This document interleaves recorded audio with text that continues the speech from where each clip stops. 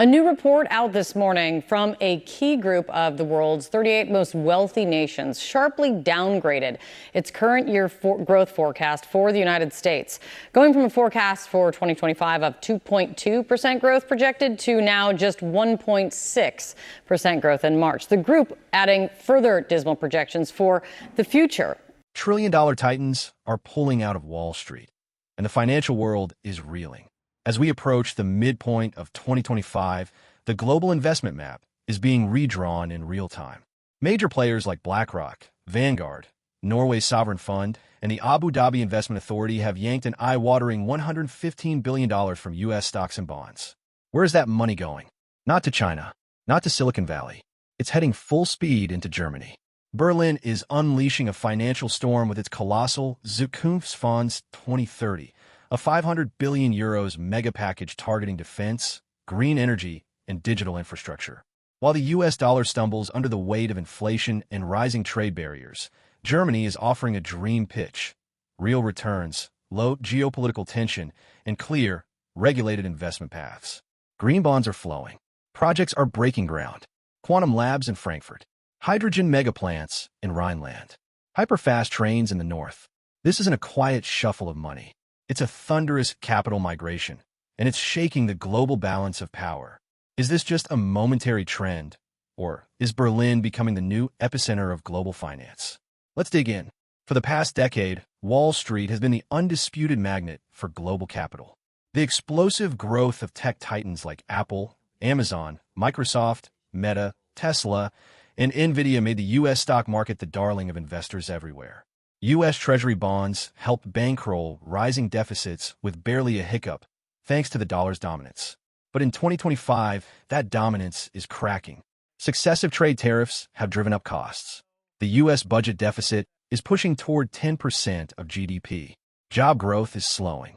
And the dollar? It's at its lowest level of the year. The warning lights are flashing. Inflation, fiscal imbalance, and a cooling labor market are chipping away at Wall Street's confidence. Investors are no longer waiting for a rebound. They're looking for safety, and they're finding it in Europe. Morningstar reports a net outflow of $115 billion from U.S. markets into European assets in just the first half of the year. And leading the charge? Germany. Why Germany? It's not just better valuation or higher dividends. It's Berlin's unprecedented government action. A €500 billion stimulus targeting real infrastructure, tangible, cash-generating projects, and backed by long-term strategic planning. Add in 8 straight interest rate cuts by the European Central Bank, and suddenly Europe isn't just safer, it's profitable. Even after a 10% gain, the euro still looks undervalued on long-term models, keeping currency risk in check for global investors. 7 financial giants, together controlling over $40 trillion, are spearheading this move. Familiar U.S. juggernauts like BlackRock, Vanguard, and State Street are now joined by Norway's Norges Bank, Singapore's GIC and Temasek, the Abu Dhabi Investment Authority, and the Qatar Investment Authority. Their reasons? Stability, predictable income, government-backed infrastructure, low geopolitical risk. BlackRock didn't just talk the talk. They acquired global infrastructure partners in January, locking down direct stakes in ports, energy grids, and green transition projects. They've already committed $800 million to building a massive wind grid between Bavaria and Baden-Württemberg. Vanguard is hunting for European ETFs that pay reliable dividends. They've zeroed in on firms like Heidelberg Materials, Deutsche Telekom, and E.ON, companies with robust cash flow and solid balance sheets. Norway's fund has gone big on green bonds, allocating nearly 25% of one portfolio to the high-speed Hamburg-Hanover rail line. Why? Because it guarantees inflation-adjusted returns for decades. Singapore's GIC and Temasek, they're betting over €1 billion on quantum computing and AI labs in Frankfurt's Rhine-Main Tech Valley. Abu Dhabi is pouring another €1 billion into a hydrogen megaproject in Rhineland-Palatinate, with its eyes on becoming a leader in Europe's green fuel game. Even Qatar is stepping in, financing Berlin's massive social housing renovation to secure long-term, inflation-protected rental income. With Berlin's rent cap in place, they're buying low and betting on value growth. State Street took a different path. They've launched a smart beta fund, built to buffer currency risk while emphasizing strong euro-denominated companies. Just 3 months in, It's already pulled in $5 billion, a clear sign investors are eager for European exposure without the dollar drama. And all of this funnels back to one crucial factor: Germany's Zukunftsfonds 2030. The first year alone is pushing 110 billion euros into projects, ranging from tunnel renovations to hydrogen storage and grid digitalization. And it's not just government cash. It's a mix of public and private capital, deep-pocketed institutions, equity, project bonds, all pulled together under clear, investor-friendly regulations. Why does that matter? Because it creates a pipeline of predictable, low-risk, long-term returns. And that's gold for global funds. And it's not just Germany's bold plan that's turning heads. It's the broader European financial revival that's feeding investor confidence. Europe's banking and insurance sectors have quietly repaired their balance sheets. Today, the average core capital ratio of European banks is above 13.5%, signaling resilience and discipline. Non-performing loans are down. Buybacks and dividend payouts are hitting records. The system is healthy. On the insurance front, things are getting even more interesting. Thanks to updates in Solvency II regulations, insurance giants can now invest up to a third of their portfolios in infrastructure debt. Think wind farms, hospitals, high-speed rail networks. These aren't just long-term, stable revenue sources. They're protected by rock-solid balance sheets and often backed by the state. And here's the kicker. The European Central Bank's aggressive rate cuts are making borrowing cheap again. That's igniting a fresh wave of capital spending across the continent. As rates drop, fixed expenses ease, and suddenly companies with low dividend risk are putting forward highly competitive bids for public contracts. Meanwhile, across the Atlantic, the contrast is sharp and sobering. The U.S. Federal Reserve is stuck in a hawkish stance, cornered by persistent inflation.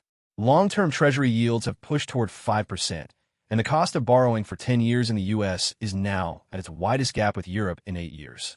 That's according to IMF data. The impact? Immediate and painful. As foreign buyers step away from U.S. Treasury auctions, the government is being forced to issue higher coupon debt, driving mortgage rates up by 45 basis points. That's crushed home sales and deepened housing market stress. Bid-ask spreads on Wall Street are widening. The volatility index has spiked by 50 points since the beginning of the year. Liquidity is shrinking.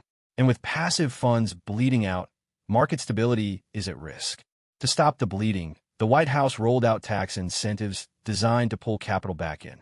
But that created its own storm. Fiscal conservatives in Congress raised red flags. More tax breaks means a deeper deficit, and the U.S. can't afford to dig the hole any further. While Washington scrambles, Berlin seems to be holding its ground. But let's be clear, Germany isn't risk-free. First, there's bureaucracy. The massive scale of the Zukunftsfonds could lead to delays in permits, approvals, and regulatory checks. Investors will need patience and nerves. Second, a sudden spike in global energy prices could balloon Europe's import costs and derail budget forecasts. Third, if Brussels tightens capital market regulations more than expected, corporate profit margins might shrink, making some of these safe bets a little less appealing. Still, none of these risks have stopped the money from flowing in. Why?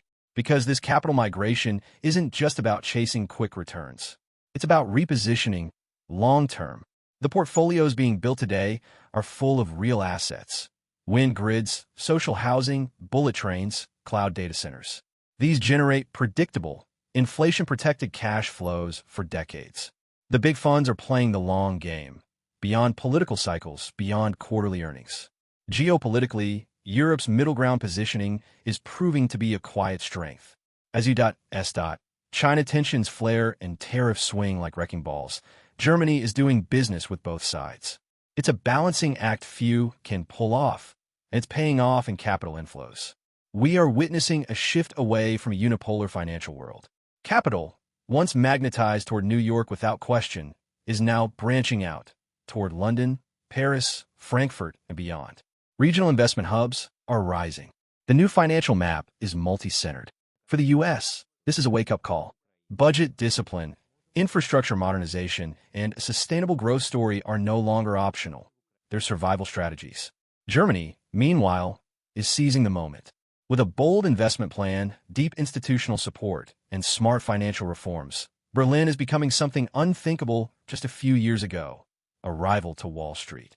If the Zukunftsfonds projects are delivered transparently and on time, The capital winds that once blew westward across the Atlantic could be turning east for a generation. Just as wealth once flowed from smoky Manchester to shiny Silicon Valley, we may now be witnessing another great migration of capital, this time to a new center of innovation and stability in the heart of Europe. What do you think? Are we witnessing a tectonic shift in global finance, or just a passing trend in uncertain times? Drop your thoughts in the comments. We read every one.